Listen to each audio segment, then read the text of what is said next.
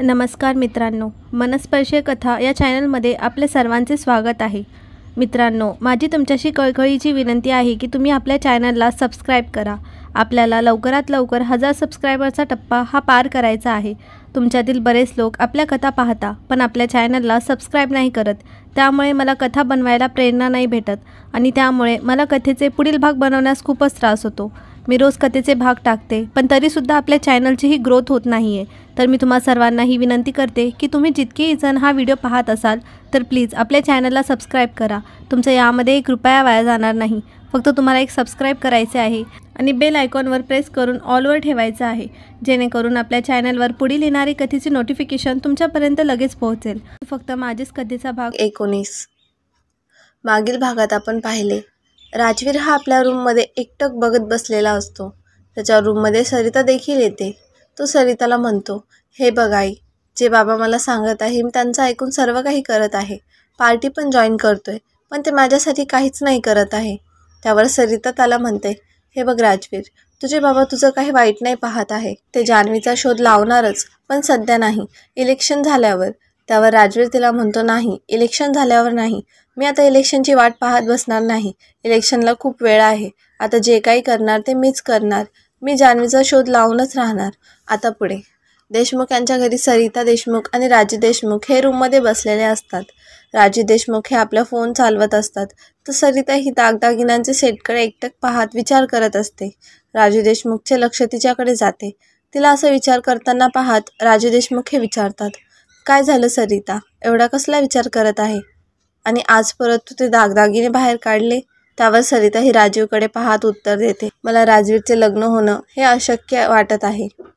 एका बाजूला त्याचा हट्ट आहे तर दुसऱ्या बाजूला तुमच्या दोघांच्या मध्ये माझा तर भुगा झाला आहे। त्यावर राजू देशमुख हे सरिताला समजावतात। ते समजावताना म्हणतात, सरिता, तू का असा निगेटिव्ह विचार करत आहेस? मी तुला म्हटलं आहे ना, थोडा वेळ दे, आणि मग माझा हट्ट हा हट्ट नाही, माझी समजदारी आहे, आणि राजवीरचा हा हट्ट नाही तर एक वेडेपणा आहे। तू त्याच्या वेळेपर्यंत टेन्शन घेऊ नको। त्यावर सरिता ह्या राजू देशमुखला म्हणतात, हो, तुम्ही म्हणताय तसं, पण मी राजवीरची आई आहे आणि मी त्याला अतिशय चांगल्या प्रकारे ओळखते आणि मला नाही वाटत की तो त्याच्या हट्टाला असंच सोडून टाकेल। मला भीती वाटत आहे की तुमच्या समजदारीमध्ये आणि त्याच्या वेडेपणामध्ये आपण कोणत्या नवीन मुसीबतमध्ये पडू। हा वेळ गेला तर परत कधी येणार नाही, का माहिती आहे, माझे मन मला सांगत आहे की येणारी वेळ ही काही चांगली नसेल। राजू देशमुख तिच्या अशा बोलल्यावर हसायला लागतात आणि म्हणतात, सरिता, जर मी तुझं ऐकून चाललो असतो ना तर आज आपण जिथे आहे तिथे कधीच नसतो पोहोचलो। या राजू देशमुखवर कोणता मायकालाल भारी नाही पडू शकत, तर ती 1.5 फुटाची जान्हवी कशी भारी पडणार? तू काळजी करू नको सरिता, फक्त एकदा हे इलेक्शन पार पडू दे, माझं तुला वचन आहे की मी त्या मुलीला शोधून काढेल।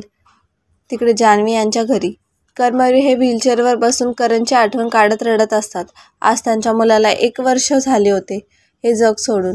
जान्हवी या लग्नाची तारीख देखील जवळ येत होती। जान्हवी ही आपल्या फोनवर बोलत असते, तेवढ्या तिच्या रूममध्ये मीराबाई येतात आणि तिला फोनवर बोलताना म्हणतात, जान्हवी, कोणाचा फोन होता?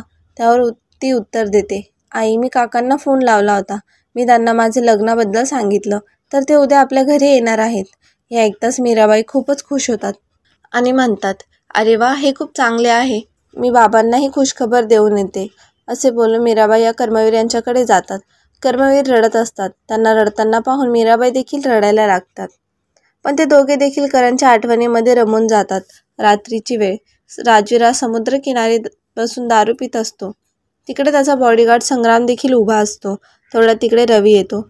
राजवीर हा दारूचा घोट घेत रवीला म्हणतो, रवी, इकडे का आलायस तू?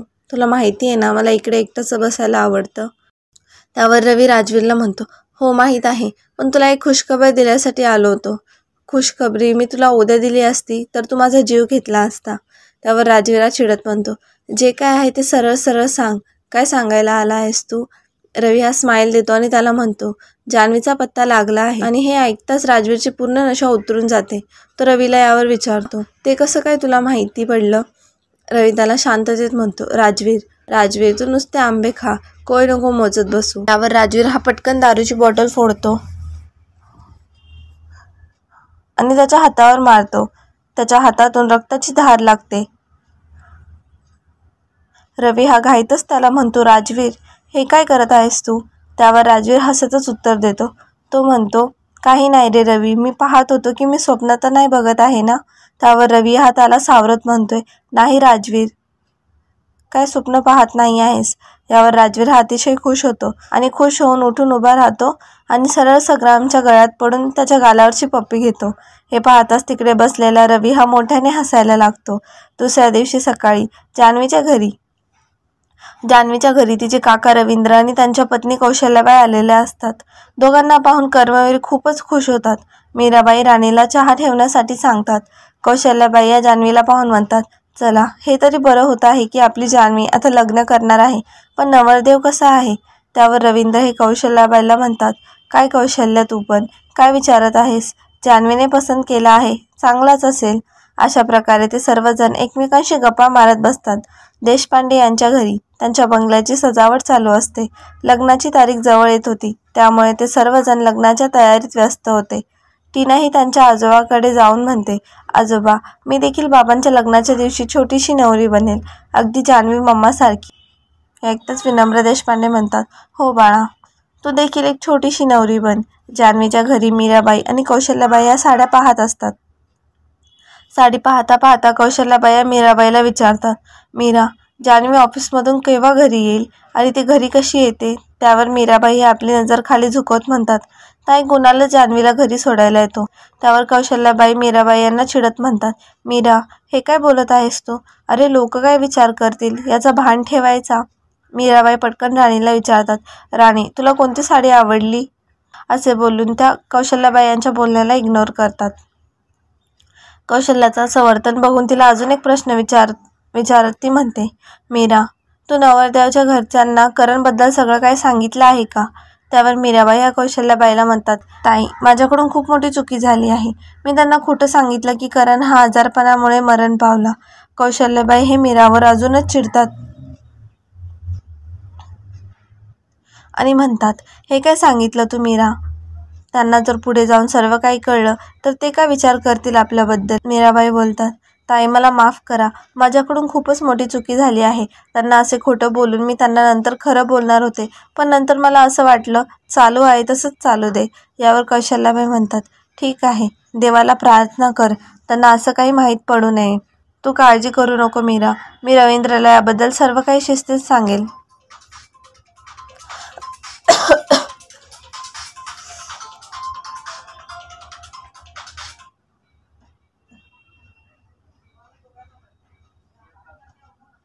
तू काळजी करू नको मीरा, मी रवींद्रला याबद्दल सर्व काही शिस्तीत सांगेल. राजवीर हा घाईघाईतच घरातून बाहेर पडत असतो. सरिता त्याला विचारते, राजवीर, कुठे चालला आहे? आई, रवीला जान्हवीचा पत्ता लागला आहे, तर मी आता जान्हवीच्या जुन्या घरी जाऊन पाहत आहे. त्यावर सरिता म्हणते, अरे पण राजवीर, आज तुला तुझ्या बाबांसोबत मीटिंगमध्ये जायचं आहे, ते खूप रागवतील तुझ्यावर. आई, आता मला काहीच माहीत नाही, जे होईल ते होईल, हे रात्रीपर्यंत घरी येऊन जाईल, असे बोलून राजवीर गाडीत बसून निघून जातो. सरिता हे जाऊन राजू देशमुख यांना सांगते. राजू देशमुख हे राजवीरवर खूप रागवतात. ते संग्रामला ओरडत म्हणतात, जान्हवीचा पत्ता कोणी लावला? त्यावर संग्राम उत्तर देतो, साहेब, राजवीर साहेबांनी स्वतः जान्हवीला शोधून काढला आहे. त्यावर राजू देशमुख हे संग्रामला रागात म्हणतात, एवढं सर्व काही झाले आणि तू मला काहीच सांगितलं नाही. हे लक्षात ठेव संग्राम, तुला पगार मी देतो, राजवीर नाही. त्यावर संग्राम, मला माफ करा साहेब, चुकी झाली माझ्याकडून. सरिता ही मध्येच राजू देशमुख यांना म्हणते, कशी भेटली, कधी भेटली, या गोष्टीने काय फरक पडतो? महत्त्वाचं तर हे आहे की आता ती भेटली आहे आणि आता पुढे काय होणार? रात्रीची वेळ. जान्हवीच्या घरी मीराबाई, कौशल्याबाई ह्या गप्पा मारत बसलेल्या असतात. तेवढ्यात रूमच्या बाहेर टीना धावतच येते. तिच्या आवाजाने कौशल्याबाईचे लक्ष तिच्याकडे जाते. ती खिडकीतून तिलाच पाहत असते. हे पाहताच कौशल्याबाई विचारतात, ती एवढी गोड मुलगी कोणाची आहे? त्यावर मीराबाई आणि कर्मवीरांचा चेहरे खाली पडतात आणि मीराबाई म्हणते, ताई, ती मुलगी कुणालची आहे? हे ऐकताच कौशल्याबाईच्या पायाखालची जमीन सरकते, पण त्या त्यावर काही बोलत नाही. दुसऱ्या दिवशी सकाळी रवी हा सकाळीच राजवीरच्या घरी आला होता. राजवीर देखील तयारी करत होता. राजवीर तयारी झाल्यावर ते दोघे घरातून बाहेर पडत असताना सरिता आणि राजू देशमुख हे राजवीरला अडवतात. सरिता ही राजवीरला म्हणते, राजवीर बाळा, हा कसला वेडेपणा आहे आता खूप झालं. त्यावर राजवीर हा सरिताला उत्तर देत म्हणतो, हो ना आई, बरोबर बोललीस, आता खूपच झालं. आता जान्हवीला घरी घेऊनच येतो. सरिता त्याला विचारतात, कसं जाशील? सगळे विमान तर बंद आहेत. रोडने कसं जाशील? त्यावर राजवीर हा सरिताला म्हणतो, आई, गाडीनेच जावे लागेल. सगळ्या फ्लाईटचा संप चालू आहे. मला वाटतं तुझ्या नवऱ्याने कोणत्या पॉलिटिशियन मित्राला फोन लावून सगळे विमान बंद केले असेल. त्यावर राजू देशमुख हे चिडतात आणि चिडतच राजवीरला म्हणतात, तुझा दिमाग खराब झाला आहे का? काही पण बोलत आहेस. त्यावर राजवीर त्यांना उत्तर देत म्हणतो, हो, झाला आहे माझा दिमाग खराब. आता तुम्ही माझ्याशी परत एवढे खोटं बोलत आहात की आता मला असं वाटत आहे की जे काय होतं ते सर्व तुमच्यामुळेच होत आहे. त्याचं असं बोलणं ऐकताच राजवीर खूप रागात येतात आणि त्याला म्हणतात, तू आता हद्दपार करत आहेस राजवीर. राजवीर देखील त्यांना उलट उत्तर देतो. तो म्हणतो, हो, करत आहे मी माझी हद्दपार.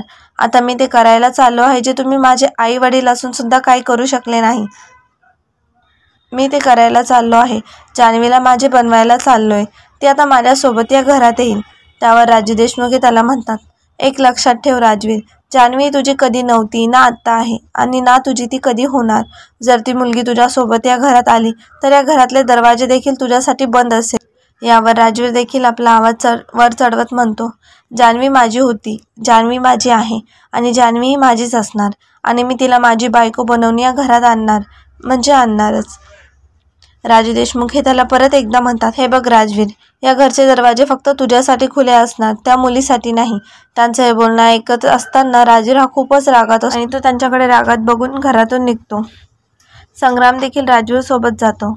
इकडे जान्हवीच्या घरी रवींद्र हे कर्मवीरवर खूपच रागवतात. रागात म्हणतात, हे काय करत आहेस कर्मवीर? तू वेडा झालायस का? त्या मुलाला एक 8 वर्षाची मुलगी आहे आणि तू त्याच्यासोबत जान्हवीचे लग्न लावतोयस. हे तू खूप चुकीचं करत आहेस कर्मवीर. त्यावर कर्मवीर हे रडायला लागतात आणि रडत म्हणतात, दादा, मी जे करत आहे ते माझ्या मुलीच्या खुशीसाठी करत आहे. तो मुलगा देखील खूपच चांगला आहे. मला फक्त माझ्या मुलीला एका चांगल्या घराण्यामध्ये द्यायचे आहे. मी आता अपंग झालो आहे. काय माहिती मी आता कधी मरेल. ते मला जिवंतपणे माझ्या मुलीला खुश बघायचे आहे. रवींद्र कर्मवीरचं बोलणं ऐकताच त्याच्या गळ्यात पडतात आणि रडत म्हणतात, असं काहीही बोलू नको कर्मवीर. मीराबाई देखील कर्मवीरचे बोलणे ऐकून रडायला लागतात. तिकडे राजवीर हा अतिशय वेगाने गाडी चालवत असतो. तो गाड्यांना कट मारून ओव्हरटेक करत असतो. रस्त्यातील खड्डे सुद्धा पाहत नाही आणि त्याच्या दिमागामध्ये फक्त जान्हवीचेच विचार चालू असतात. तिकडे सरिताही खूपच टेन्शनमध्ये असते. त्यामुळे ब्लड प्रेशर लो होतं. तिला तपासायला डॉक्टर येतात. डॉक्टर तिला औषध गोळ्या देतात. राजू देशमुख हे तिला म्हणतात, हे बघ सरिता, तू टेन्शन घेऊ नको. आजचा भाग कसा वाटला कमेंटमध्ये नक्की सांगा आणि व्हिडिओला लाईक करा. चॅनलवर नवीन असाल तर सबस्क्राईब करा. पुढील भाग लवकरच येईल. धन्यवाद.